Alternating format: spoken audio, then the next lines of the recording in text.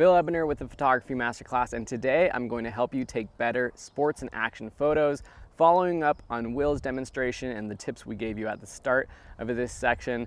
I'm in downtown San Dimas, and each year they have a bike race. It's a circuit race that does about a 1 mile loop through the downtown streets. Each race is about 30 to 45 minutes, so they're going through these loops many times each race. Every couple of minutes they're going by, which is the perfect opportunity to practice your action photography.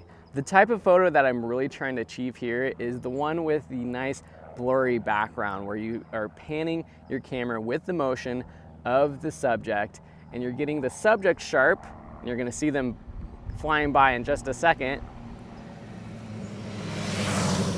You get the subject sharp, these cyclists behind me, but the background is really blurry. So the gear I'm using is my Canon 70D with a few lenses. One is the Canon 10 to 18 millimeter, which is a great wide lens, perfect for posting up on a corner and getting the full scene, getting the whole bike and the cyclist from really close up. I'm also going to try to take some telephoto shots and some mid-range shots just to have them, but I think my wide lens is really what I'm going to be using most. So I've gone out and done a few shots, and the first thing I noticed was that it isn't as easy as you would think to get sharp motion. I mean, I am using my burst mode, which helps to take rapid fire shots, but still the focus is a little off, so autofocus isn't working that great. So what I did was change to manual focus, and so I knew that from like 3 to 4 feet in front of me, everything was going to be in focus, and that's it took a couple rounds for the cyclist to go by me to get that right. The other thing is that I've been practicing with different shutter speeds. Some work better than others, some are just a little bit too long. To get sharp motion though, I'm having to use like a 1/500th or higher shutter speed, but to get that nice background motion blur, I want to use something closer to 1/100th or 1/60th. With the cyclists moving as fast as they are, it's really hard to get that sharp sort of focus and get them sharp in the image with that sort of shutter speed. So what I did next was I started using my flash.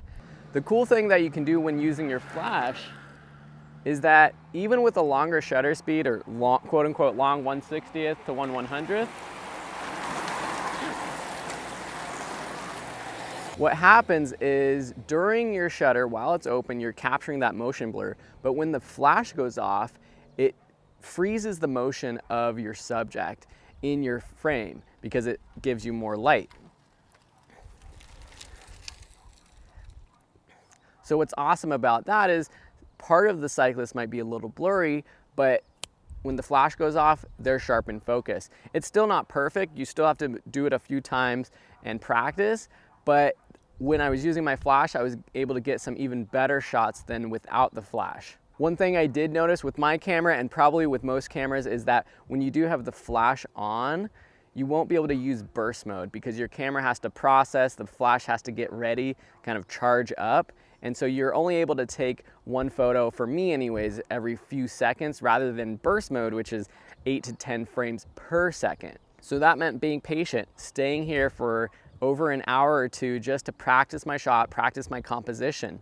The other thing that I was trying to do was get good composition. I was staying on the corner trying to get an upward angle, which I thought gave the cyclist a little bit more power, made it a little bit more dynamic. Then coming from a downward angle or shooting downward at them, or even eye level, I found that shooting up gave me the best angle that I liked anyways. So I hope you enjoyed the photos that I took today. Really, I was just using the techniques that we learned in the last demonstration with Will and earlier in the class about shooting action. It's basically just following and panning with the moving objects or the subjects while you take your photos. And with the cyclist coming by one more time, I'm gonna sign off, catch the rest of the race, and I hope you have a great day. See you in another lesson.